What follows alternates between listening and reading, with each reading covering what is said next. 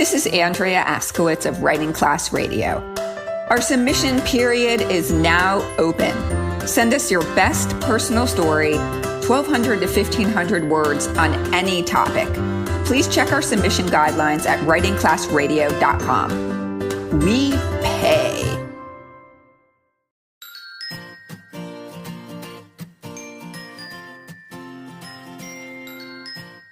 Hey everyone, I'm Allison Langer, and this is Writing Class Radio. On this podcast, you'll hear true personal stories from the students in our class and learn a little bit about how to write your own stories. I'm Andrea Askowitz.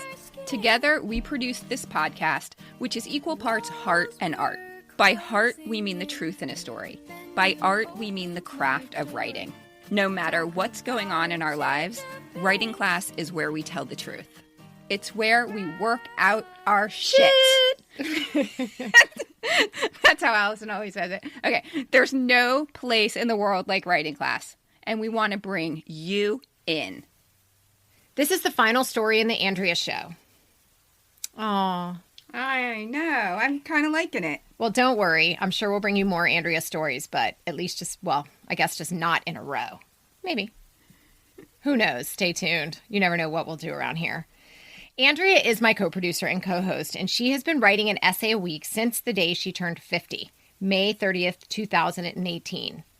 In the stories we've brought you in this series, I have been Andrea's primary editor, and I love sharing the process with you. She mostly takes edits much better than I do. In the previous 7 episodes, you can hear some where she took them better than others. This one in particular sort of wraps everything up. It kind of goes through a bunch of stories that it's like a culmination of all the pieces I've edited in the last year or so. Yep. So if you're just tuning in now, this story talks a lot about what it's been like with Allison as my editor. Before we get to Andrea's story, here's a word from our sponsor. For anyone interested in improving your writing, First Draft, Weekly's writers group, is for you. It's Tuesdays, 12 to 1 Eastern time. It's a community. We come together to write for 30 minutes, share what we wrote, get feedback, and leave inspired. First session, always free. Otherwise, $35 a month. That gives you 8 full sessions a month. If you are interested in joining First Draft, jump on Patreon/Writing Class Radio. A famous writer called Allison Langer once said, "You'll never know how great your writing is unless you share it at first draft." I love when you quote me. We're back. This is Writing Class Radio. I'm Allison Langer. This story was actually just published in this great real print magazine called The Writer. You can also get it online. It was published on December 12th, 2018, and it's called The Hard Edits, Why Everyone Needs an Editor/Friend. Like me.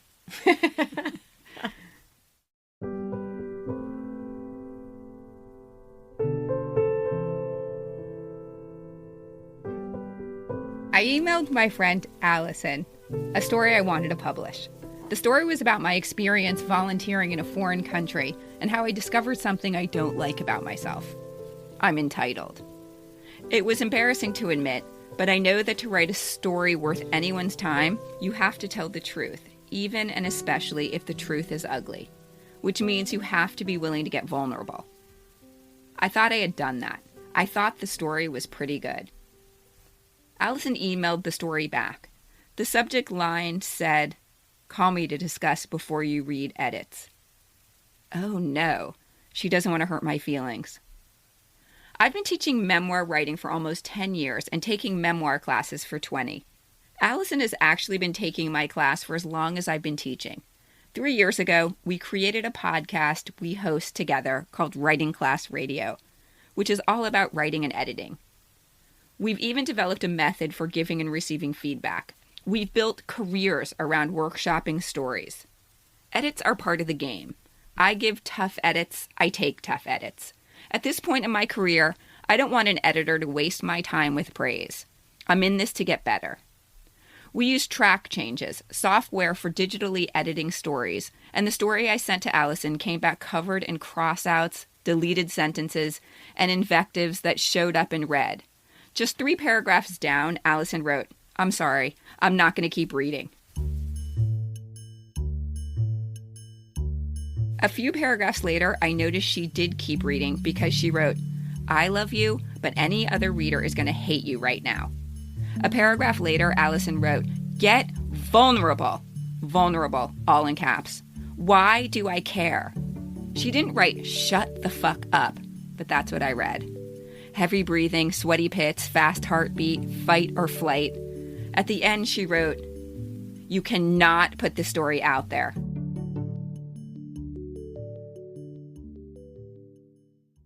I don't remember how I ended up playing strip poker with one of the hottest guys in my high school, but at 17, I remember feeling like the luckiest girl in the world. We got down to one sock and underwear. The hot guy got a hard-on under his tighty-whities. I wanted to touch it. He motioned for me to follow him into another room. There was no mistaking what he wanted. I wanted it too, but I didn't go. That night, I sat up in bed and wrote the hot guy a letter. I wrote that I really liked him, that he was the sexiest guy in our school. I wrote the letter as if we had something between us, which we didn't. I'd known him because we went to the same school, but this was the first time we'd been in the same room together, except for classes. I wouldn't even have called us friends. I wrote my guts out. I got vulnerable. I said the reason I didn't follow him into the other room was because I had a yeast infection. It was the first time I'd ever gotten one, and I was embarrassed. I knew they were common, but I didn't know if it would smell or be yucky. I wrote all that, including, "So I didn't think I should fool around even though I wanted to." I'm pretty sure I wrote the letter hoping he'd give me another chance. Before handing the letter off in the halls, I showed it to my friend Janet. Janet has become a Pulitzer Prize-winning journalist, but even in high school she knew this note was way too vulnerable. She wanted to drive straight to 7-Eleven for matches. She said, "Burn it. You cannot let this get out there."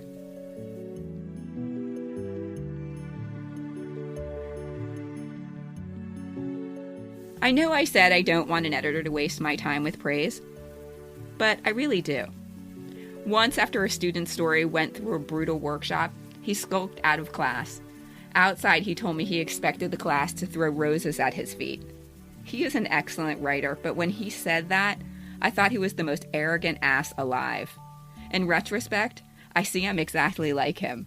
After all these years of writing and editing, I expect to get a story right the first draft, which by the time I send it to Allison is really the 20th draft. I sent Allison another story about my fear of getting old. In the story I wrote, "I love my period."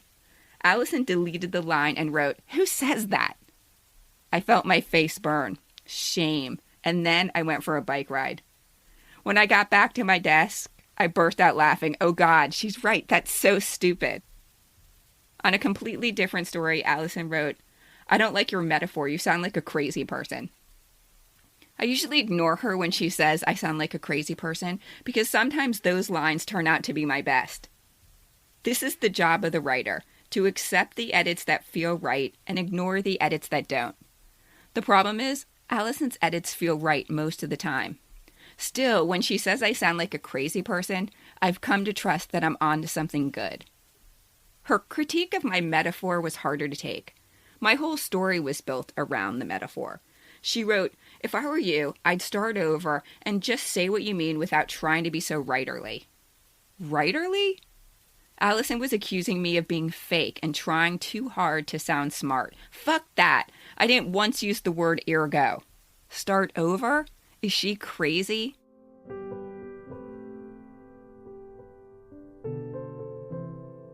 I know sometimes my stories need to be scrapped altogether, and sometimes maybe I do need to start over.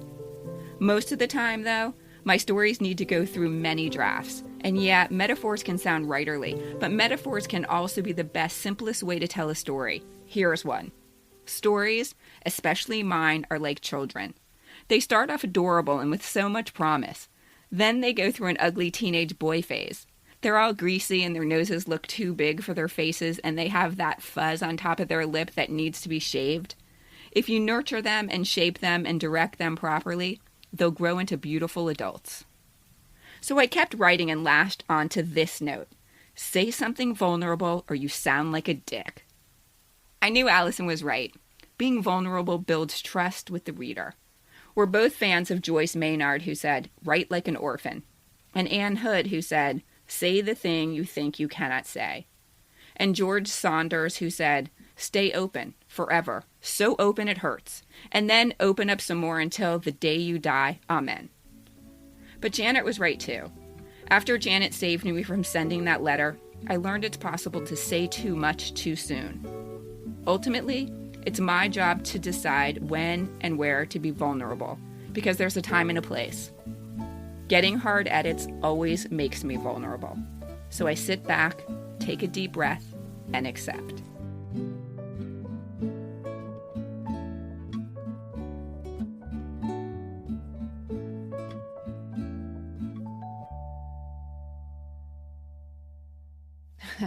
So I love this story, of course, since I'm clearly represented all over it, and because I've already had the chance to put my 2 cents in. What we'd like to talk about is what we've learned through this process of writing and editing essays each week. Okay, can I start? I'm going to start. Go on. All right. First of all, I've learned that it's a shitload of time, like crazy amount of time. Am I supposed to thank you? Well, for all that time. Thank Yes, you. you should. Thank you. Okay. No, but you're very grateful. And anybody out there getting edits from anyone, even if they piss you off, be grateful. Because it's not just a quick pass through. I'm not going to just go through, give a bunch of line items and send it off. I have to really think about what is this story about? And if that question is not answered, then it's not going to be a good story. I do a quick round, I pass through, I figure out what the story's about, then I send it to Andrea, usually say, call me to discuss, or this is great, or this is shit, or throw this out, or whatever I tell her. And usually she doesn't listen anyway, especially when I say throw it out. She'll call and we'll discuss it, and what is this about? Can it be saved? What's the work that needs to be done? I'm a person with strong opinions. Right? In case anybody out there doesn't know that already about me. And I like people to listen to me. If I'm going to take the time to give you my opinion, when you don't listen, I'm like, why did I spend all that time working your story when you did what you wanted to anyway? But what I've realized in this process is that sometimes I'm not right. Oh, I know. this is good. Yeah, it's painful. It's painful. So sometimes when I reread her story, when they get printed on Medium or whatever, and I'm like, wow, okay, yeah, she made meaning of that. So I get why that was in there. So sometimes it just took clarity to make it fit into the story properly. That's something I've learned. Good. Yeah. And also, I know that you wanted to talk about the dick pics theme. In one of our episodes, Andrea did. If you haven't heard it, it was called Dick Pics. And I thought there was 2 storylines, and I wanted her to cut a whole storyline. Yeah, and I didn't. And actually, the editor at Huffington Post, who ended up publishing the story, really liked both lines. But what I learned in that experience is that sometimes there's an element in a story that's not actually essential, maybe, because it's being told twice, but it's also not distracting. And it happened again with the Achilles heel story.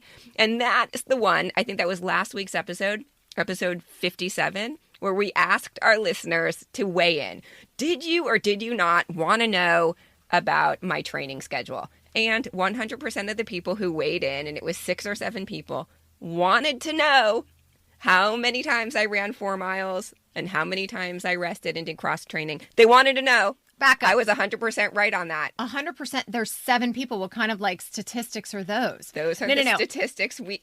Okay, I have heard from various listeners that they didn't need the training schedule. This just wasn't in writing. No, sorry. At least one. We did Yes. Really? Yes, One? I swear. Well, that person didn't officially vote, and the official voting came in, and 100% of the voters said we need the training schedule. I mean, the truth is we probably didn't need it, but it was, again, not distracting. Yes, absolutely. So editors, great to get their opinions. You don't always have to listen. And thank you, listeners, for voting. Oh, God. But what I wanted to say was that it is really hard to listen sometimes. And we've mentioned this in other episodes, that sometimes when you get the edit, just to take a breath, take a walk, do something, go away from the story, think about it, really think about what that opinion is from that editor, and then you can make your change. But sometimes it takes a moment to say, wow, okay, this is what this other person thought. Let me really think about that before I make my decision. Anyway, okay, so back to me.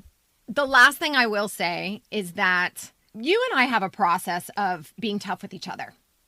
And that doesn't always work with everyone. So I've learned that sometimes I need to be gentle.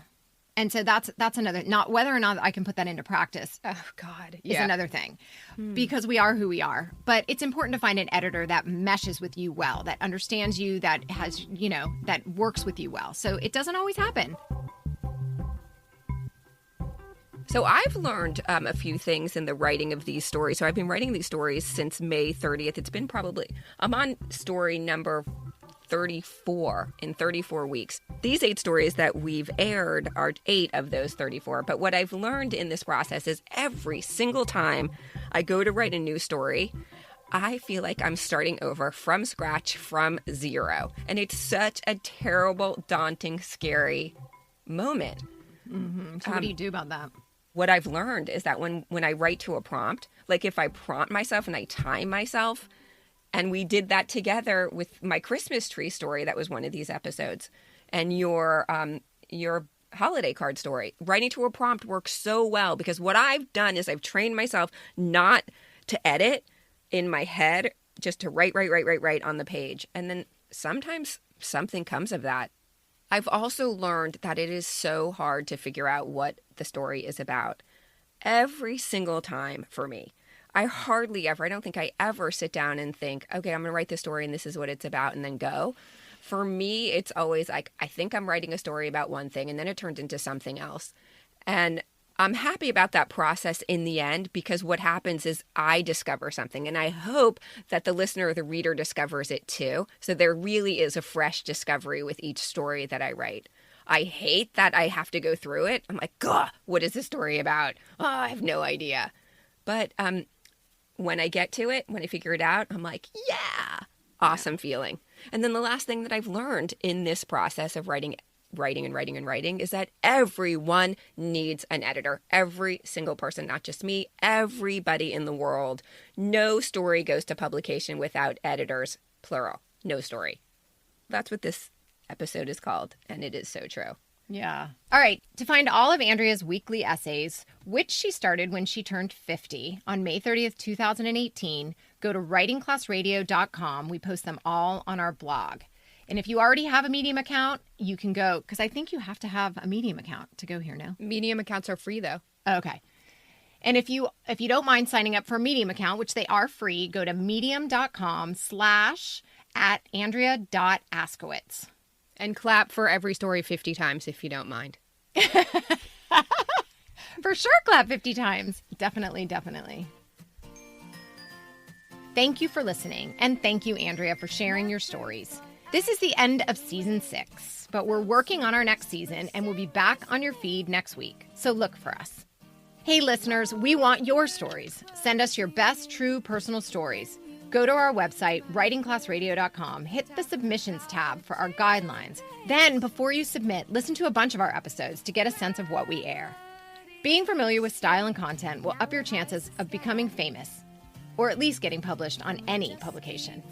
Writing Class Radio is produced by Virginia Laura, Andrea Askowitz, and me, Allison Langer. Theme music by Justina Chandler. Additional music by Poddington Bear. Writing Class Radio is sponsored by and recorded at the Launchpad at the University of Miami. This episode is sponsored by the podcast Made Visible. There's more Writing Class on our website, writingclassradio.com, including video classes, stories to study, and editing resources. If you love this show and enjoy all the extras on our website, hit the Support Us button. There's no better way to understand ourselves and each other than by writing and sharing our stories. Everyone has a story. What's yours?